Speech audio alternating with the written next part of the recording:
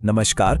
हिंदी भाषा में शब्द कैसे बनते हैं, आज हम इसी के पीछे का राज जानने वाले हैं। चलिए समझते हैं कि कैसे ये उपसर्ग और प्रत्यय जैसे छोटे छोटे टुकड़े मिलकर हमारी भाषा को इतना बड़ा और इतना खूबसूरत बनाते हैं। कभी सोचा है कि आखिर एक ही मूल शब्द से इतने सारे अलग अलग शब्द कैसे बन जाते हैं? कमाल की बात है ना? यही वो सवाल है जो आज हमारी बातचीत के सेंटर में है।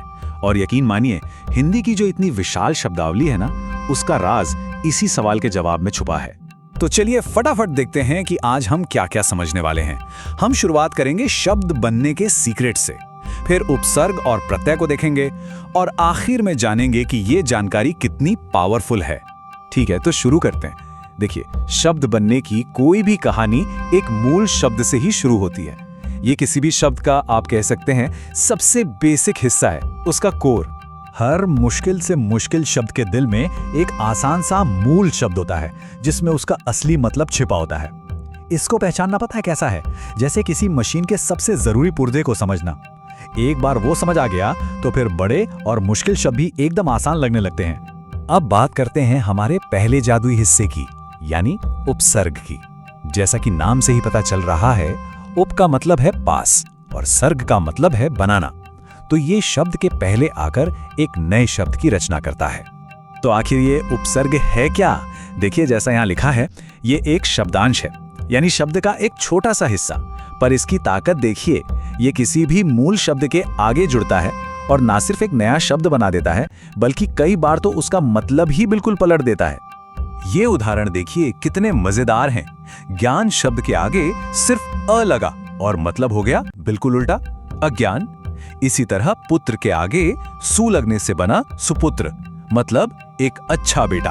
और देश के आगे वी लगने से बन गया विदेश। सोचिए, एक छोटे से शब्दांश ने पूरे के पूरे अर्थ को ही बदल दिया। तो सबसे जरूरी बात क्या समझी हमने? उपसर्ग किसी शब्द के मतलब को पूरी तरह से बदल सकते हैं। वो या तो उसका उल्टा शब्द बना देते हैं या फिर उससे एक एकदम नया, एक खास मतलब दे देते हैं। चलिए अब आगे बढ़ते हैं और कहानी का दूसरा हिस्सा देखते हैं। अब हम बात करेंगे प्रत्यय की, जो शब्द के आखिर में जुड़ता है। प्रत्यय भी एक शब्दांश ही है, लेकिन ये कहानी में एक नया ट्विस्ट लाता है।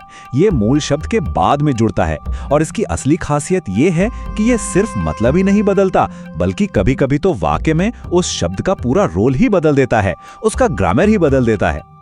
यहाँ ध्यान दीजिए, समाज एक संज्ञा है, लेकिन जैसे ही एक प्रत्यय लगा, ये बन गया सामाजिक, जो कि एक विशेषण है। वैसे ही लिख, जो एक क्रिया है, उसमें आवट लगा तो बन गया लिखावट, जो एक संज्ञा है ना दिलचस्प कि कैसे प्रत्यय शब्द की कैटेगरी ही बदल देता है। तो यहाँ जो बात सच में बहुत दिलचस्प है, वो ये है कि प्रत्यय कैसे एक शब्द का वाक्य में काम ही बदल देते हैं। वो एक नाउन को एडजेक्टिव या एक वर्ब को नाउन में बदल सकते हैं, और यही चीज हमारी भाषा को इतनी फ्लेक्सिबिलिटी देती है। तो अब जब हम उपसर्ग और प्रत्यय दोनों को समझ चुके हैं, तो चलिए इन दोनों को एक साथ रखकर देखते हैं और समझते हैं कि ये ज्ञान हमें भाषा सीखने में एक तरह की सुपर पावर कैसे देता है। ये स्लाइड दोनों के बीच का फर्क एकदम साफ कर देती है। उपसर्ग शब्द के पहले लगता है और ज्यादातर मतलब बदलता है, जैसे अ और सत्य मिलकर असत्य बन गए।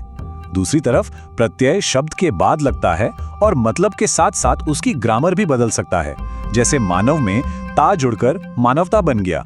इस पूरे सिस्टम को जानने का सबसे बड़ा फायदा यह है कि हजारों अलग अलग शब्द रटने की जरूरत ही नहीं है। बस कुछ उपसर्ग और प्रत्यय समझ लीजिए और आपकी शब्दावली कई गुना बढ़ जाएगी। ये भाषा सीखने का एक स्मार्ट तरीका है कि नहीं? तो चलिए अब इस पूरी बातचीत को समेटते हैं और देखते हैं कि वो कौन सी जरूरी बातें हैं जो हमें याद रखनी है। बस ये 4 बातें याद रखनी है। हर शब्द एक मूल शब्द से बनता है। उपसर्ग मूल शब्द के पहले जुड़ता है, प्रत्यय मूल शब्द के बाद में जुड़ता है, और ये दोनों मिलकर हिंदी की इतनी बड़ी और लॉजिकल शब्दावली बनाते हैं। उम्मीद है कि ये पूरी बातचीत मददगार रही होगी। भाषा और ज्ञान से जुड़ी ऐसी ही और भी दिलचस्प जानकारियों के लिए एजिक्स माइंड यूट्यूब चैनल को सब्सक्राइब करना ना भूलें।